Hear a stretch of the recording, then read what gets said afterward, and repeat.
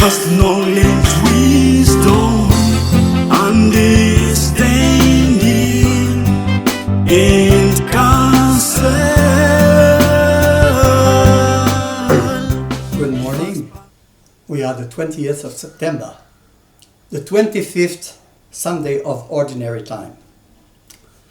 The Gospel of Matthew has already presented us with an impressive number of parables of the kingdom. Jesus has a real gift for telling these stories to make us understand eternal realities using simple images.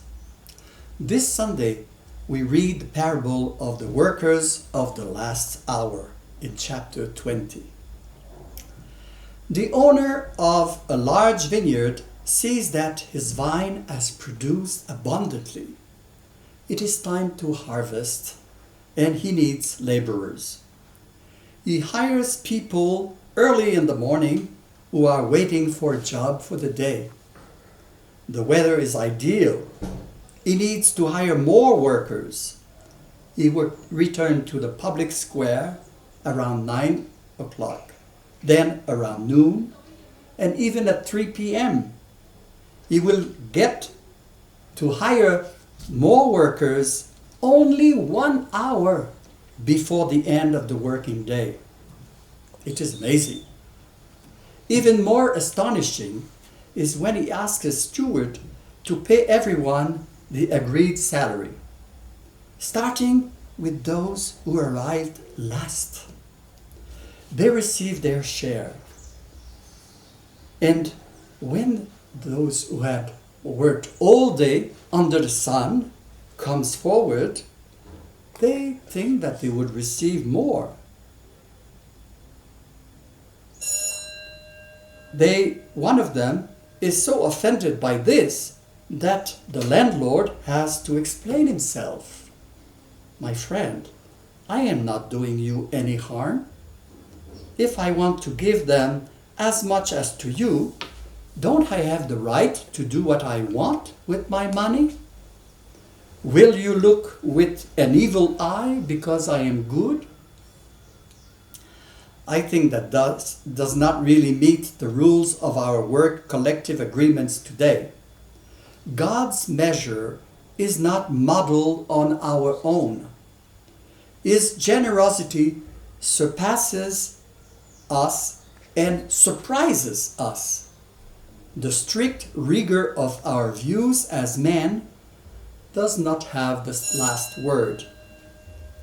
It is rather the mercy, the generosity of God's grace, His benevolence towards all. In fact, we have no right to demand that God always answer our prayers. Judaism at the time of Jesus had assimilated the notion of merit. He who scrupulously respects the precepts of the law deserves salvation.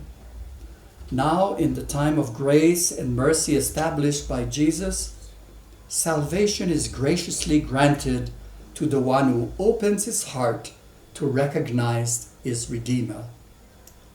In conclusion, an enigmatic sentence is presented. The last will be first, and the first will be last. What does this mean? The graciousness of God's gift is boundless. God calls the righteous as well as the sinner, the Gentiles as well as the Jews. Did Matthew have Judeo-Christians in his community in the 80s who were reluctant to open the faith to the Gentiles? God had revealed himself to Israel first and had given them the law, the prophets, the kings. Its history had been marked by moments of glory and conquest, but also at times of infidelity and disgrace. Are they now jealous that these pagans who came to the faith in Christ should have the same attentions of the Lord when they came last? God's views of our world is very different from ours. Fortunately, He sees the heart of man, whoever he may be, and accompanies him with benevolence.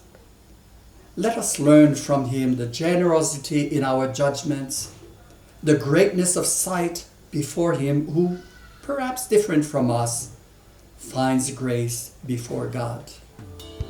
Give us knowledge, wisdom.